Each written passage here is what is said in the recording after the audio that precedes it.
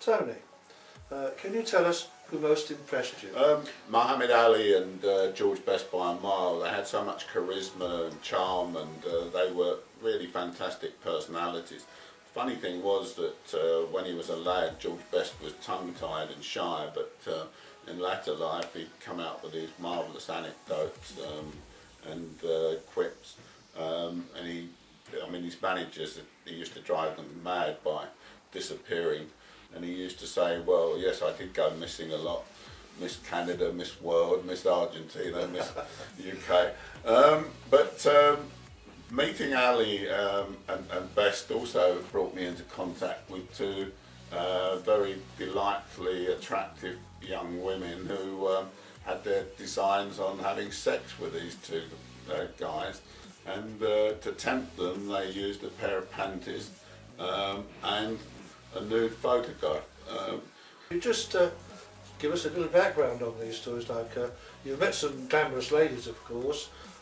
Which ones feature in the book? Well, quite a few really. Linda Gray from Dallas is one of the very attractive ones. There's other people like Patsy Kensit who I interviewed, and Aaron Bow, of course, from Strictly Come Dancing, who actually got up close with when we were dancing together. One who perhaps didn't impress me so much, disappointed me in fact, was Abby Titmus. She was a nice enough person to talk to, but she'd been built up as this really great super sex symbol, and when I met her, well, she didn't do much to turn me on. She sort of was just a girl that was, well, pleasant, but that was it. One who I turned down the chance to meet because I didn't particularly like her was Cheryl Cole and her husband Ashley Cole. Didn't like the way they came across in their public lives and their opinions, and maybe some of the things they did could have been better handled. Well, of course, they've been in the news just lately, haven't they? Yeah, of course, yeah. Well, what is the biggest story you've written? Biggest story was the Hillsborough football disaster. I interviewed, yes, I interviewed the Liverpool goalkeeper, Bruce Grobbelaar, soon after the Hillsborough tragedy. He had been playing for Liverpool against Nottingham Forest in the FA Cup semi-final. This was back in 1989, and it only lasted 6 minutes. The police let in a lot of Liverpool supporters who arrived late, and they went into the Leppings Road end, and Bruce Grobbelaar was taking this goal kick, and suddenly he heard this fan shout out to him, Bruce, help us, they're killing us. And Grobbelaar told me that he asked the fan, who's killing you, who's killing you, and the fan said, well, our own fans, they're pressing down on us so much, we're being forced and pushed against the fences. And Grobbelaar had to ask the police if they would let fans climb over the fences onto the pitch side. And of course the match was soon called off and 96 people were killed, so that was awful, and Grobbelaar was in a hell of a state when he was telling me this story, which my story appeared as a double-page spread on the Sunday Mirror, and it was, well, the most tragic event I've ever come across. Yeah, thank you. Can you tell us how you helped to set up Sunday Sport?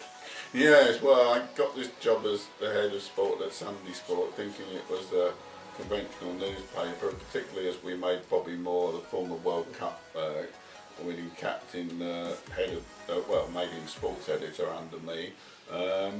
But setting it up was quite funny, really, because they had all these ridiculous stories in, like woman pregnant 60 years gives birth to old age pensioner, and all these sexy pictures of girls with giant bosoms, etc.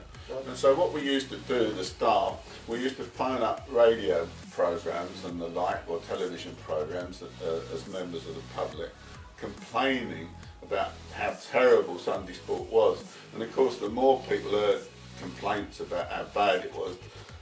Being human nature, they bought the paper to see what it was all about. The reverse psychology. Yeah, reverse psychology.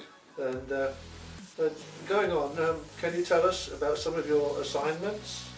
Yeah, I mean, as a journalist, done all sorts of things. I appeared in stand-up because we wanted to find out what it was like to be a stand-up comedian. So I did a stand-up act in which I told people that I was the first journalist in the family. Unlike my father, who'd been a floor stainer, he didn't mean to be, but as he got older, he just couldn't help himself. And then I did the dancing with Erin Bow of Strictly Come Dancing, and well, I was one of her failures because I couldn't remember the steps.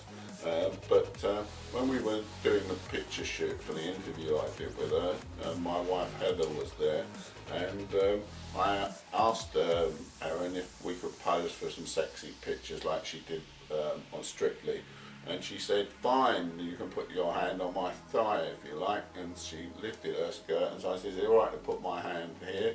And she was nodding, but when I looked across, Heather was shaking her head and saying, no, no, no. But also playing football with Bobby Moore and George Best was a great thing. That was at Sunday Sport when I arranged this charity match. But playing with George Best previously was for a testimonial for a player called Derek Howes at Charlton. And the Charlton manager wrote in the programme afterwards, I'll always remember sports writer Tony Flood in this match.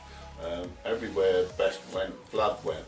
The only problem was they were both on the same side. So much in awe of Best was I that I was following him around. But so there you are. And how can we get a copy of your book? It's going to be available on Amazon, and there should be a special introductory offer from my publisher, My Voice Publishing. You can go to their website, www.mv, M for Mother, V for Victor, pub.co.uk. Right, well, thank you very much, Mr. Butler. Thank you very much.